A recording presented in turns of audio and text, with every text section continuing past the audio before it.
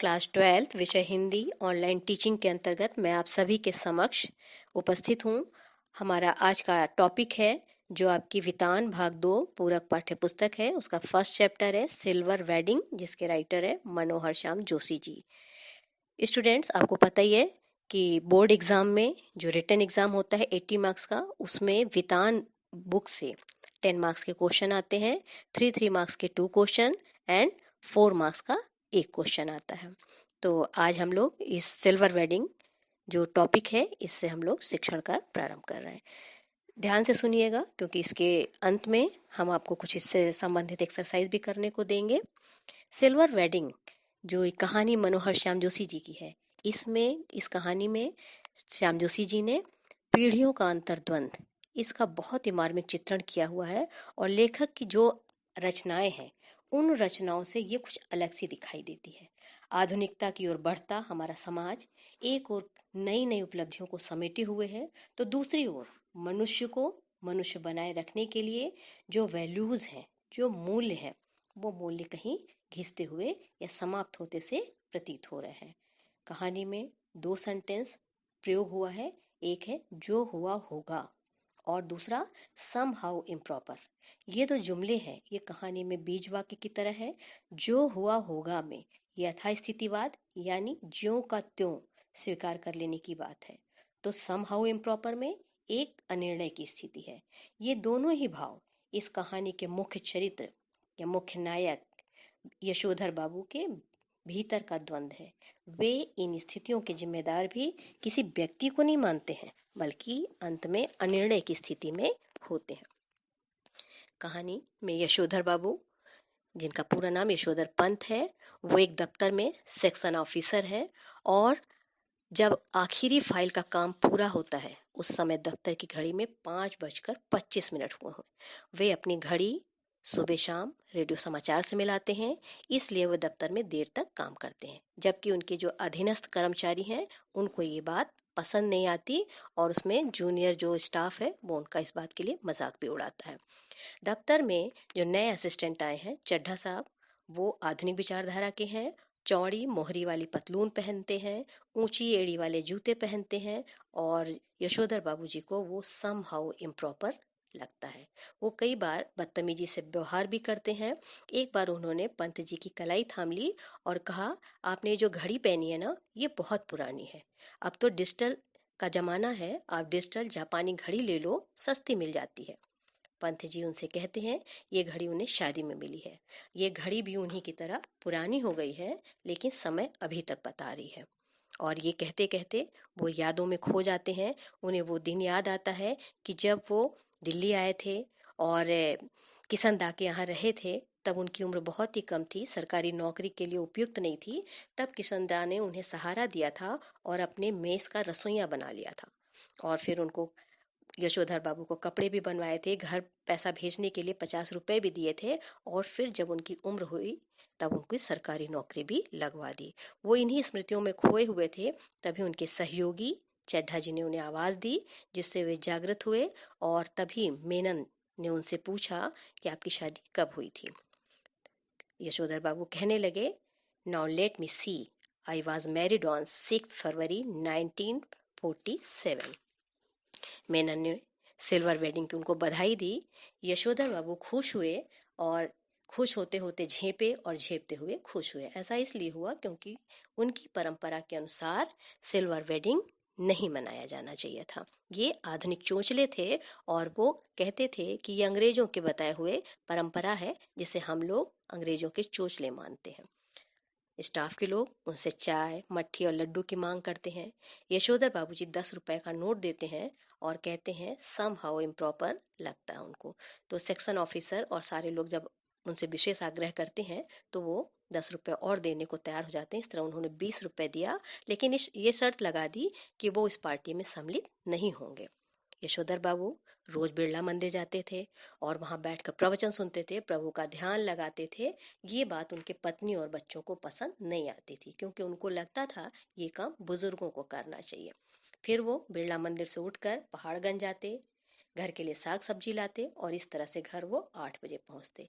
आज जब वो बिरला मंदिर जा रहे थे, उनकी नजर किशनदा के उस क्वार्टर पर पड़ती है जो अब 6 मंजिला बन गया है। वो चाहते थे कि वो उनके रहते उनके कोई बेटा उसमें जॉब में आ जाता और कोई उनके नाम मकान को उस क्वार्टर को अलॉट करवा लेता।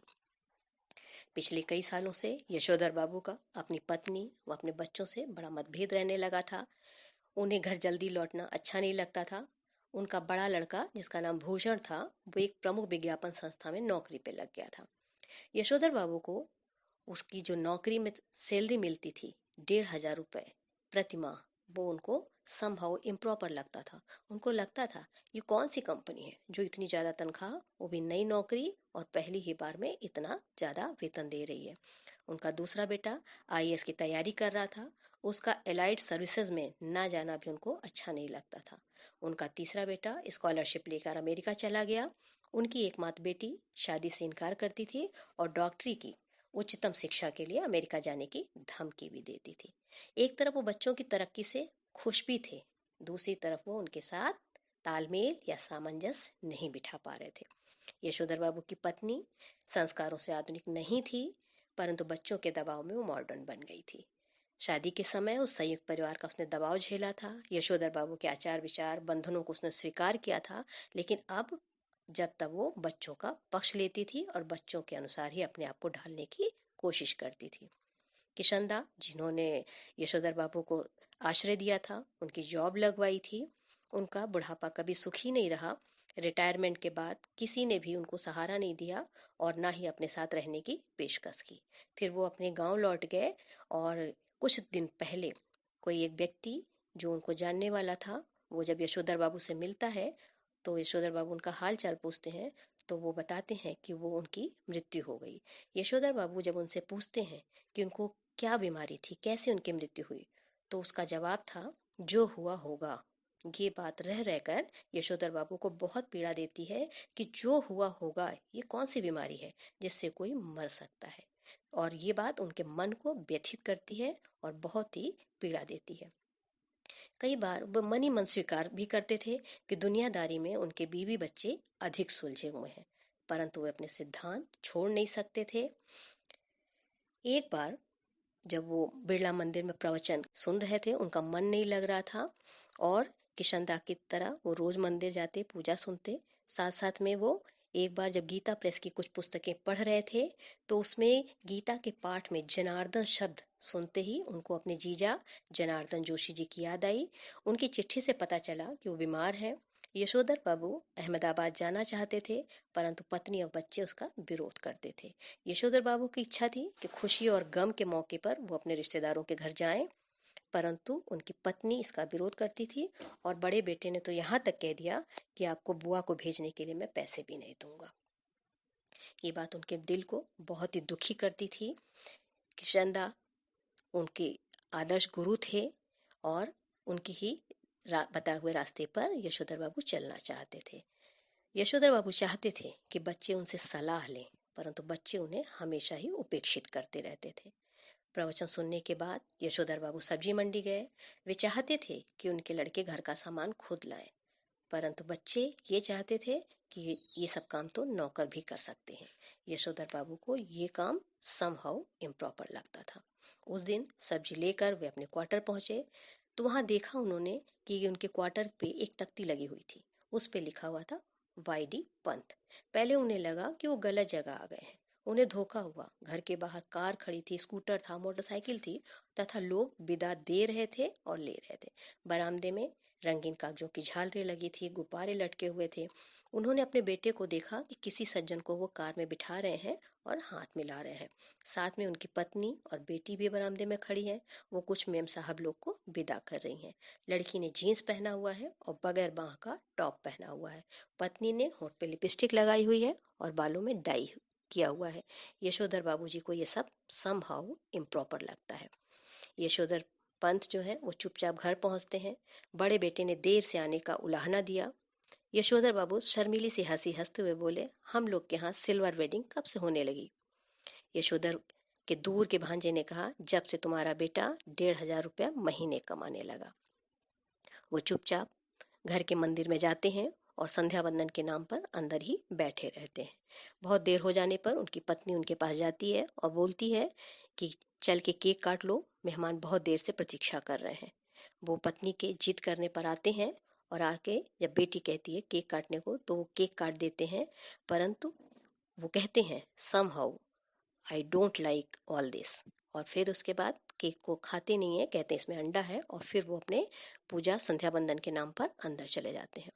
बहुत देर हो जाती है और वो बाहर नहीं निकलते हैं। काफ़ी देर के बाद उनकी पत्नी फिर से जाती है घर के मंदिर में और कहती है सब मेहमान चले गए, अब तो बाहर आ जाओ।